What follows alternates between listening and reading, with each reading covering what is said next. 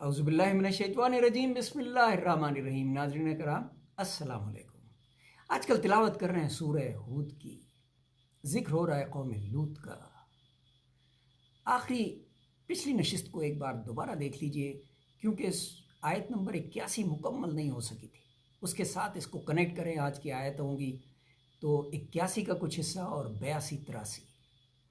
ان موعدہم ہم الصبح الیس الصبح بقریب، تیری عورت کو اسے چھوڑ دے، کیونکہ اس کو بھی وہی عذاب ملے گا جو تیری قوم کو ملا۔ فرشتے حضرت لوط علیہ السلام سے فرما رہے کہ آپ صبح ہونے سے پہلے اپنی قوم میں سے جن لوگوں نے آپ پہ ایمان لائے، اللہ پہ ایمان لائے، آپ کا کہنا مانا، ان کو لے کے نکل جائیں، لیکن آپ کی بیوی ان کے ساتھ نہیں ہوگی، کیونکہ اس نے کبھی آپ کا ساتھ نہیں دیا۔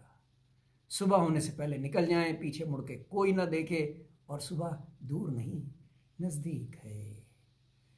فلما جاء امرنا جعلنا عالیہا سافلہا وامطرنا علیہا حجارۃ من سجیل منضود، پھر جب پہنچا حکم ہمارا، کر ڈالی ہم نے وہ بستی اوپر نیچے، اور برسائے ہم نے اس پر پتھر کنکر تہ بتہ۔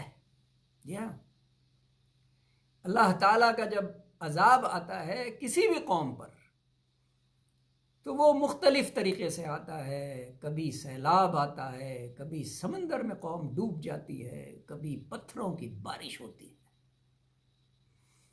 اور اس کے بعد وہ بستی پھر اور اس میں رہنے والے جنہوں نے کبھی اللہ کا حکم نہیں مانا نیست نابود ہو جاتے ہیں۔ تو قوم لوط پہ جو عذاب آیا ان کی غلط حرکتوں کی، واحد قوم تھی دنیا کی جو اس طرح کی حرکتیں کیا کرتی تھی اس وقت۔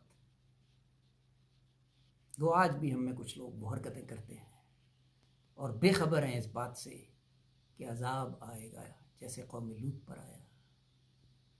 پتھر برسائے، کنکر برسائے، تہس نہس کر دی پوری بستی۔ مسومتاً عند ربک وما ہی من الظالمین ببعید، نشان کیے ہوئے تیرے رب کے پاس، اور نہیں ہے وہ بستی ان ظالموں سے کچھ دور۔ اللہ تعالیٰ فرما رہے ہیں کہ ہم نے اب اس بستی میں کوئی نشان نہیں چھوڑا، لیکن آنے والے لوگوں کے لیے آج بھی نشانیاں موجود ہیں، اگر وہ انہیں دیکھنا اور سمجھنا اور سبق سیکھنا چاہیں۔ صدق اللہ العظیم۔